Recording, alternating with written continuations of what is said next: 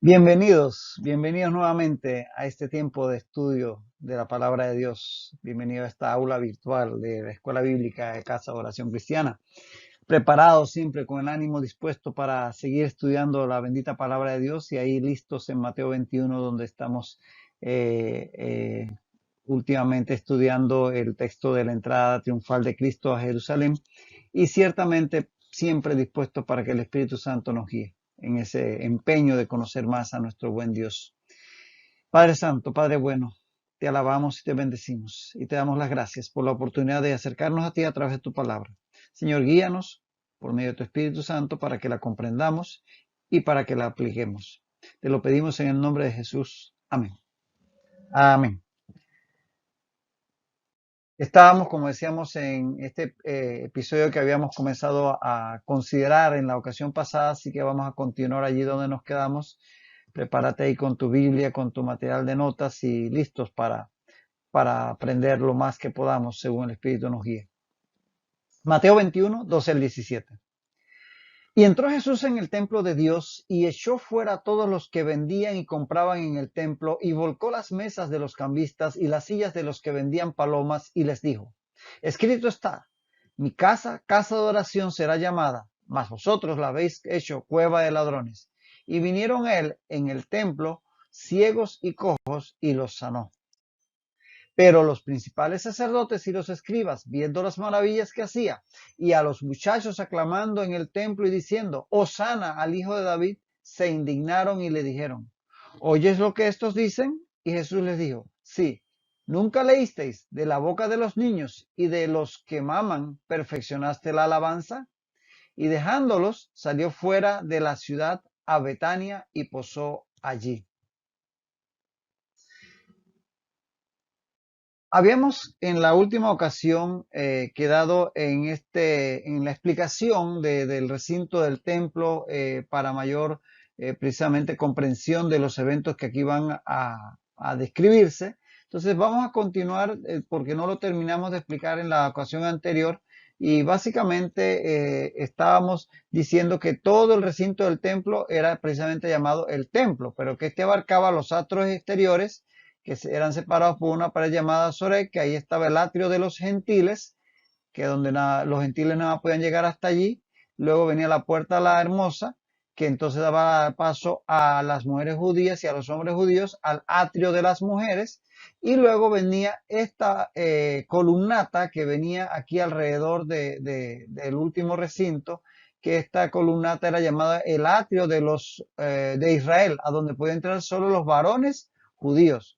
Varones judíos, no podían entrar las mujeres judías. A ella se accedía por esta puerta llamada la puerta de Nicador, una puerta muy hermosa de bronce que había sido donada por un rico llamado Nicanor. Y entonces entraban a este atrio de Israel, donde entraban los varones. Y aquí estaba ante el santuario, o propiamente llamado templo, o en griego naos, estaba el atrio de los sacerdotes. Aquí solamente podían estar los sacerdotes. Estaba el altar para los sacrificios y estaba el lavacro o la fuente de bronce donde se lavaban. Y entonces venía la entrada al santuario donde solo entraban los sacerdotes. Este santuario en sí, que es lo que nosotros hoy día llamaríamos templo, ellos le llamaban el naos, le llamaban templo a todo el recinto, por eso cuando ya estabas en el atrio de los gentiles se decía que estaban en el templo. Esto se considera ya territorio sagrado. En fin, que el mismo santuario en sí, que como ya sabemos venía desde el tabernáculo de Moisés, que Dios le dio a Moisés el diseño, estaba dividido en tres partes. Bueno, estaba el atrio afuera, que ya lo explicamos, estaba el lugar santo, donde estaba la mesa de los panes, el candelabro de 7 brazos con las luces que se mantenían encendidas, y el altar del incienso, donde se quemaba incienso delante del velo que separaba el lugar santo del lugar santísimo. En el lugar santo solamente podían entrar los sacerdotes y al lugar santísimo solamente el sumo sacerdote y solamente el día del perdón. El día del Yom Kippur, solamente ese día podía entrar al lugar santísimo que quedaba detrás del velo, velo que fue roto cuando Jesucristo resucitó. Entonces, este es el diseño del santuario. Por eso cuando hablamos de que Jesús expulsó a los vendedores estaban acá, en el atrio de los gentiles, a donde podía llegar cualquiera persona, incluso siendo gentil, pero ya no adentro del atrio de las mujeres, ni mucho menos el de Israel. Así que es aquí donde va a ocurrir esa expulsión de los mercaderes por parte del Señor Jesucristo, en el atrio de los gentiles, que era donde se ponían todas estas mesas y todo lo que vamos a ver en el pasaje, el atrio de los gentiles. Ahora, dice, y entró Jesús en el templo de Dios, recuerden que a todo el recinto se le llamaba el templo, y echó fuera a todos los que vendían y compraban en el templo, y volcó las mesas de los cambistas y las sillas de los que vendían palomas. Al llegar Jesús al templo, entonces observó evidentemente lo que parecía un mercado, y casi podríamos decir un mercado persa. Usted se imagina, ¿no? El atrio de los gentiles, que ya era tierra santa, ya era área sagrada para el pueblo de Israel y para mucho más representando a el lugar que Dios destinó para ser adorado en Jerusalén. El atrio de los gentiles estaba lleno de vendedores, de cambistas, de compradores, de animales, mesas, sillas, es decir, un mercado, literalmente un mercado, lo que debe ser una casa de Dios, una casa para recogimiento, para estar en la presencia de Dios, convertida en un mercado ruidoso y todo lo que usted diga.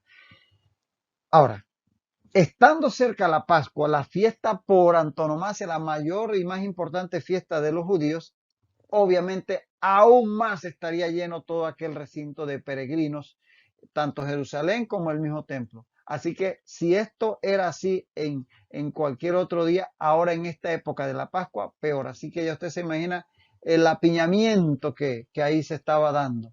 Entonces, observa que el tener puestos de venta, el tener el tema de este asunto de cambiar dinero, cuando usted va a otro país, usted necesita cambiar dólares por euros, por ejemplo, o inclusive todo este, como decíamos, este mercado de venta de animales en un escenario de comercio, en un mercado, en un centro comercial, en un banco, no hay problema. Usted puede hacer eso y eso no es pecado. El problema era el lugar en que se estaba haciendo y obviamente la intención con que se estaba haciendo, pues estaban tratando de lucrar con la fe de las personas. Y es que hay cosas que, sin ser pecaminosas en sí mismas, actos, acciones que no son pecaminosas en sí mismas y que en un momento dado pueden ser completamente normales, llegan a serlo, llegan a ser pecado, dependiendo del lugar y la intención con que se hacen. Entonces, es interesante considerar lo que estaban haciendo estas gentes. Una persona que tenga su puesto de buonería, que tenga su puesto de venta de carne en el mercado, que en un banco se dedique a cambiar dinero, eso no es pecado, por favor. Pero el problema era que se estaba haciendo en la casa de Dios y la intención con que se hacía, que era hacer negocio. Entonces es importante que distingamos eso porque nuestros actos pueden ser muy correctos, pero hechos en el lugar adecuado y con la intención inadecuada puede ser entonces pecado. Para dejarlo esto como reflexión personal. Entonces, ahí entender que los adoradores, aquellas personas que venían en busca de agradar a Dios por medio de todos los ritos que él había establecido en la ley, los adoradores podían traer sus propios animales, sus propios corderos. Pero, ¿qué pasaba? Que para ser aceptado para el sacrificio tenía que pasar por toda una inspección que hacían los sacerdotes. Y se corrían el riesgo, habiendo traído ese cordero desde lejos, que ya de por sí eso era un trabajo, traer esos corderos o esos animales, o haber pagado por ellos allá para traerlos para el sacrificio. Se corrían el riesgo de que no pasaran la evaluación de los sacerdotes, que a veces podrían estar un poco amañadas. Por lo cual, la mayoría, sabiendo eso, prefería comprar los animales en el mismo templo, ahí en el atrio de los gentiles, donde se vendían ya aprobados, ya como quien dice, con el sello de aprobación de los sacerdotes. Ya tenían la certificación, ya tenían el papel de garantía que iba a ser aceptado. Obviamente, ahí les iba a costar más que comprarlo en el mercado, qué sé yo, allá en el mercado público. Entonces, pero muchos preferían eso a que sencillamente tuvieran que hacer doble gasto. Por eso había muchos allí vendiendo animales, vendiendo corderos, ovejas, etcétera, para el sacrificio. Y hacían negocio con aquello. Ahora, los vendedores de animales pagaban a los sacerdotes por la concesión de tener un puesto de ventas ahí en el atrio del templo. Ellos no estaban ahí de gratis, tienen que pagar por esa concesión. Y obviamente parte de eso iba al bolsillo de los sacerdotes y otra parte al fondo, al tesoro del templo. Entonces, ahí había todo un negocio con este tema de los animales para los sacrificios. Ahora, aparte de eso, los peregrinos necesitaban llevar dinero. Aquel que iba a estas fiestas o iba a las celebraciones o iba al templo porque sencillamente un voto, etcétera, necesitaba dinero. ¿Por qué necesitaba dinero? Por lo menos tres razones. Primero, para comprar los animales, si es que iba a comprarlos ahí, y para poder ofrendarlos en sacrificio. Entonces necesitaba dinero para comprar el cordero, lo que fuera.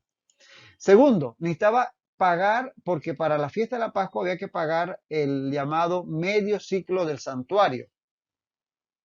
Eso estaba establecido, por ejemplo, en la ley en Éxodo 30:13. Eso ya lo estudiamos en su momento cuando vimos Mateo 17, pero lo repetimos. Éxodo 30:13 dice, esto dará todo aquel que sea contado medio ciclo conforme al ciclo del santuario. El ciclo era la moneda establecida en Israel. Entonces tenía que pagar todo judío adulto, tenía que pagar medio ciclo, o sea, la mitad de un ciclo. Y a eso se refiere Mateo 17:24, ya ese pasaje lo estudiamos en su momento, cuando dice que en Mateo 17:24, cuando llegaron a Capernaum, vinieron a Pedro los que cobraban las 2 dracmas. Las 2 dracmas es medio ciclo, porque un ciclo eran 4 dracmas, que era una moneda griega. Entonces, 2 dracmas eran medio ciclo, o sea que los que cobraban el medio ciclo del santuario. Porque el medio ciclo del santuario, que era como un impuesto para mantener las obras del santuario, establecido en la ley, como vimos en Éxodo, se pagaba todos los años, pero comenzaba a pagarse desde un mes antes de la Pascua, el 15 de Adar. De ahí al 15 de Nisan, que era la Pascua, era un mes. Entonces se comenzaba a cobrar, el 15 de Adar en todas las poblaciones judías, en todos los pueblos judíos se ponían puestos y ahí se comenzaba a cobrar el impuesto del templo. Pero a partir del 25 de Adar, es decir, eso se hacía en todos los puestos, pero a partir en todos los pueblos, pero a partir del 25 de Adar solamente podía ser pagado en el templo de Jerusalén. Entonces muchos venían a la Pascua, que era el 14-15 de Nisan, y entonces es ahí donde pagaban ese impuesto, el medio ciclo del santuario. Así que para eso también necesitaban dinero los peregrinos. Y finalmente también se necesitaba dinero al ir al templo a cumplir cualquier rito de purificación. Tenemos un ejemplo, por ejemplo, en Hechos 21:24. Hechos 21:24, cuando Pablo le dice a Tito, para que no vayan a pensar que porque Tito era griego, pero se había circuncidado y todo aquello por mano de Pablo para que pudiera estar en el santuario y los judíos vieran que realmente no era gentil, sino que había adoptado la religión de Israel. Dice, tómalos contigo a los compañeros, purifícate con ellos, le dice Pablo a Tito, y paga sus gastos para que se rasuren la cabeza. O sea, había ciertos ritos como el rasurado, que pues eso era parte más, no tanto de la ley, sino más bien de los ritos que habían establecido los escribas y fariseos con el tiempo, en los rabinos a lo largo del tiempo. Entonces, para esto había que pagar en el templo para hacer estos ritos. Entonces, para todo eso se necesitaba dinero. Ese dinero con el que se podía comprar animales para el sacrificio, hacer pagar el medio ciclo del santuario, pagar por los diferentes servicios que se daban para los ritos de purificación y demás, eso tenía que ser pagado ahí en el templo. Ahora bien, en el templo solo se aceptaba la moneda judía, el shekel o sekel o ciclo, que es como se traduce en español. Por cierto, al día de hoy la moneda en Israel se llama sekel y no es otra cosa que el hebreo de ciclo. Por lo que los peregrinos necesitaban cambiar su respectiva moneda, porque ustedes se imaginan, ahí llegaba gente, judíos de toda parte del Imperio Romano, judíos que venían desde el norte de África, desde la región de Grecia, de la región de Roma, venían de Anatolia, incluso del área de Mesopotamia, y venían con monedas de sus respectivos lugares de origen. Entonces no podían hacer estos pagos en moneda que no fuera la moneda oficial del templo, que era el shekel o ciclo. Entonces, por eso ellos necesitaban entonces hacer cambios, cambiar esa moneda que ellos traían por el ciclo. Y los cambistas estaban ahí precisamente autorizados por los sacerdotes, obviamente gracias a que pagaban por esa posibilidad de estar allí, ofrecían este servicio de hacer el cambio de moneda de la que traían ellos de su respectiva región por el ciclo, que era la moneda oficial. Aquí tenemos una moneda de un sequel o ciclo, y lo hacían a cambio de una comisión. Obviamente ahí sacaban un negocio también. Entonces eso era necesario hacerlo, por eso estaban los cambistas ahí en el atrio autorizados por los sacerdotes. Ahora, también la ley establecía que quienes no tenían suficiente para comprar un cordero, que era el sacrificio que más generalmente establecía la ley, podían ofrendar 2 tórtolas o 2 palominos. Por ejemplo, leemos en Levítico 12, 6 y 8. Cuando los días de su purificación, referente a las mujeres que han dado a luz, cuando los días de su purificación fueren cumplidos, traerá un cordero de un año para holocausto y un palomino o una tórtola para expiación, dice el 8. Si no tiene lo suficiente para un cordero, tomará entonces 2 tórtolas o 2 palominos. Que eso fue lo que le tocó hacer a José y María cuando fueron a presentar a Jesús al templo. Dice en Lucas 2:24, para ofrecer conforme a lo que se dice en la ley del Señor, un par de tórtolas o 2 palominos, porque eran pobres y no podían pagar un cordero. Entonces había la posibilidad de poder ofrendar estas aves, las palomas, como dice aquí, tórtolas o palominos, que entonces por eso había vendedores de estas aves también en el atrio del templo. O sea que no solamente los que vendían animales como los corderos, las ovejas y demás, sino los que vendían palomas, porque ciertamente a los pobres era lo que se les permitía entonces ofrendar. Entonces, toda esta parafernalia de cambistas y vendedores estaban ahí en el atrio de los gentiles. Y entonces dice que entra Jesús y va a hacer todo esto que estábamos leyendo. Jesús observa entonces esa actividad prácticamente febril, como decíamos, prácticamente un mercado. Compradores, vendedores, el bullicio que todo eso armaba, el regateo. Usted se imagina, ¿no? Un mercado de estos orientales, como por eso dicen un mercado persa, porque ellos de por sí regatean, no te lo compro por tanto, no, pero y todo aquello, ese bullicio. Y obviamente animales, y donde hay animales, usted se imagina que más hay, ¿no? Así que ahí había inmundicia, hedor, etcétera, el mismo olor de los animales, sus productos de su excreción biológica, etcétera, etcétera. Entonces, definitivamente, el atrio del templo de Dios convertido prácticamente en un mercado común y corriente. Eso es lo que Jesús está observando en ese templo. Y entonces, haciendo uso de su autoridad, Jesús expulsó a todos, compradores y vendedores. Aquí en este momento, como lo hizo en su primer año en ministerio, que se narra ya en Juan capítulo 2, aquí no hace uso de ningún azote de cuerda, sino que los expulsa a compradores, vendedores y cambistas, volcando las mesas y las sillas, como dice el texto. Así que ahí fue a punta de autoridad, porque Jesús tenía la autoridad. Mateo 12:6, él lo había dicho ya anteriormente. En Mateo 12:6 dice, os digo que uno mayor que el templo está aquí, porque era el Señor del templo. Él es Dios hecho hombre y por tanto ese templo, Él está por encima de la autoridad de los sacerdotes. Y entonces, con esa autoridad que le otorga el ser el Hijo de Dios, la segunda persona de la Trinidad, expulsa a todos los que estaban inapropiadamente en el atrio del templo, haciendo actividades que podrían estar muy bien en un mercado, pero que en la casa de Dios no tienen lugar. Mire, esto es tan así que en tiempos de Jesús este mercado era de por sí impopular. La gente se veía obligado a hacer todo este tipo de transacciones y demás porque los sacerdotes que tenían el control los obligaban, pero era impopular, tanto así que era llamado el bazar de Anás. Anás, que fue sumo sacerdote en su momento y que controlaba prácticamente toda la familia sacerdotal. Este señor, suegro de Caifás, que era el que estaba rigiendo como sumo sacerdote en el momento en que Jesús va a morir, ese Anás tenía todo el negocio. Por eso la gente veía esto despectivamente como el mercado de Anás.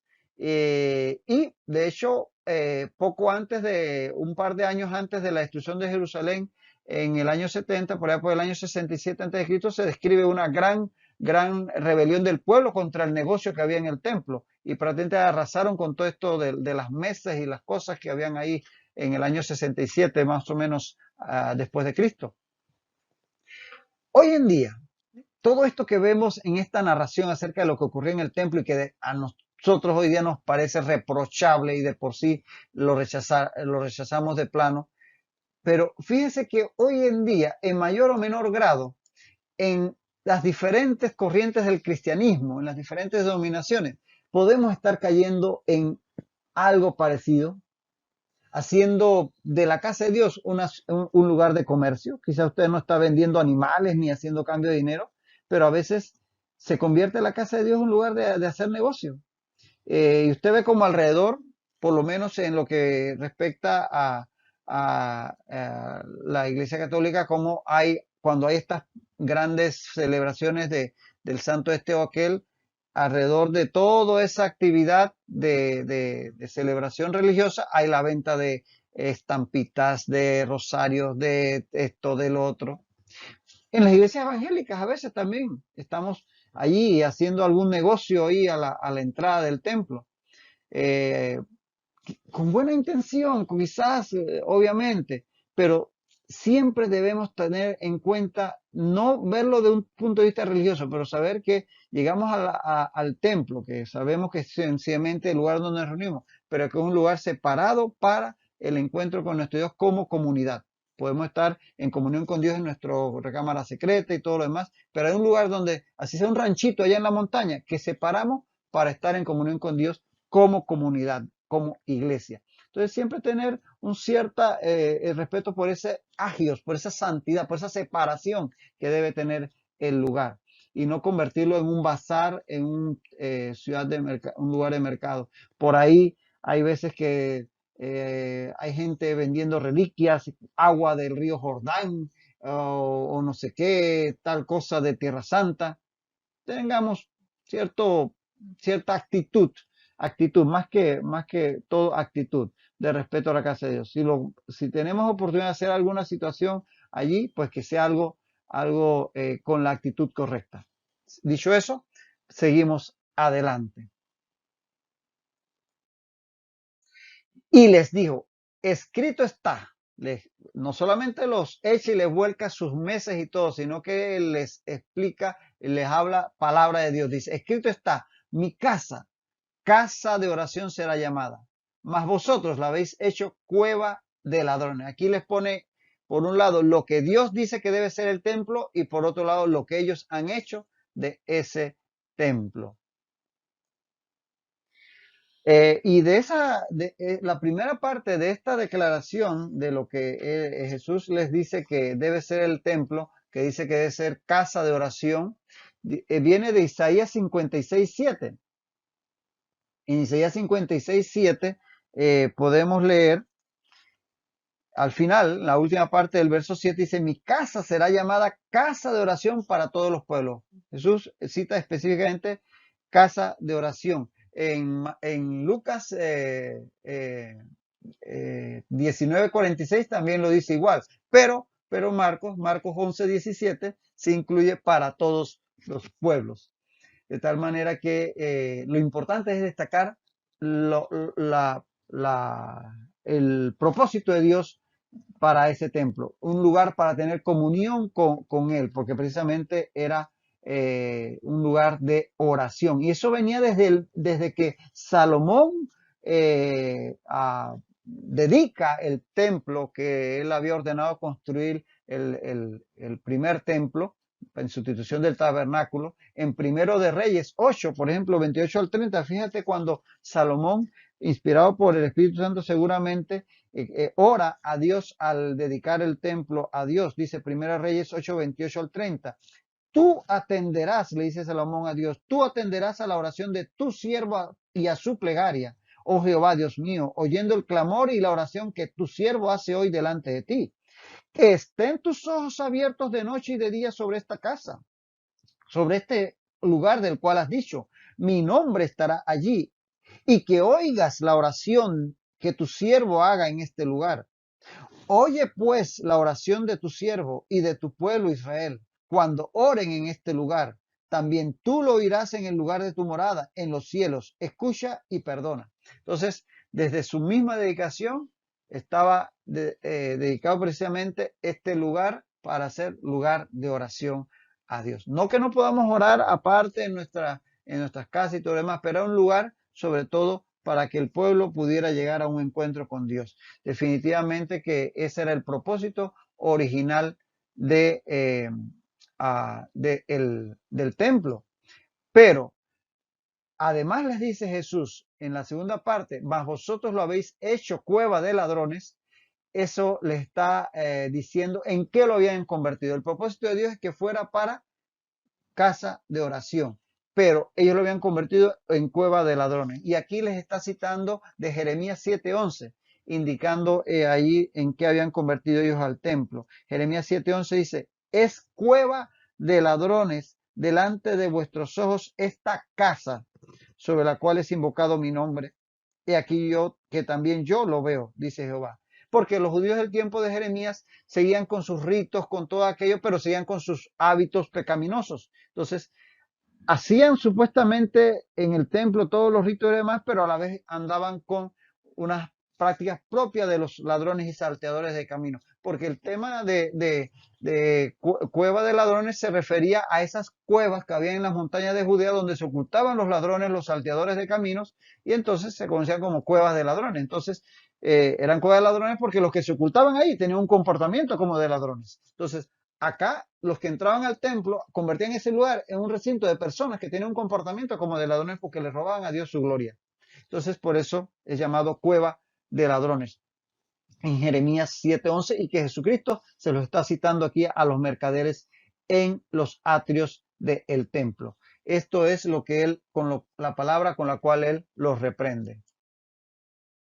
Y hoy, ciertamente, como creyentes, para nosotros también hay una lección ahí importante. Hoy los creyentes, como templo de Dios, porque ya ahora no dependemos de un templo físico, hay un templo físico donde podemos ir a adorar a Dios como comunidad, como ya decíamos, pero nuestro propio cuerpo se ha convertido desde la venida del Espíritu Santo, gracias a la obra redentora de Cristo Jesús en el Calvario, en templo de Dios. Entonces, como templo de Dios debemos asegurarnos de mantenerlo limpio.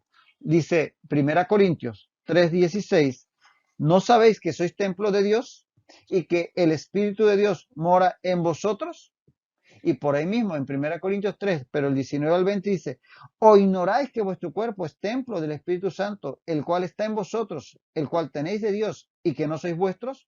Porque habéis sido comprados por precio. Glorificad pues a Dios en vuestro cuerpo y en vuestro espíritu, los cuales son de Dios. Entonces, también nosotros los creyentes debemos cuidarnos de guardar nuestro cuerpo y nuestro ser, porque son templos de Dios, ahora en sentido espiritual. Entonces, esto de la limpieza del templo que hizo Jesucristo allá en Jerusalén nos debe llamar también a la reflexión sobre las acciones que con nuestros ojos, con nuestros oídos, con nuestra lengua, con nuestra mente, con todo nuestro cuerpo que es templo del Espíritu Santo, estamos cometiendo para no convertirnos en cueva de ladrones. Nuestro comportamiento entonces debe estar alineado con el propósito de Dios, el propósito por el cual Dios nos ha creado, y no hacer como estos cambistas, estos mercaderes que convertían un templo que había sido creado para oración, para estar en comunión con Dios, en un lugar de mercado. Cumplir los propósitos de Dios, de lo que habla Romanos 12:2. Dice, no os conforméis a este siglo, sino transformaos por medio de la renovación de vuestro entendimiento para que comprobéis cuál sea la buena voluntad de Dios, agradable y perfecta. Vivir en la voluntad de Dios, con la voluntad de Dios en nuestro ser cada día para agradar a Dios y que podamos cumplir sus propósitos. Con esa reflexión nos quedamos en este momento y continuaremos en este punto en la próxima ocasión. Hasta entonces, que el Señor siga bendiciendo tu vida rica y abundantemente.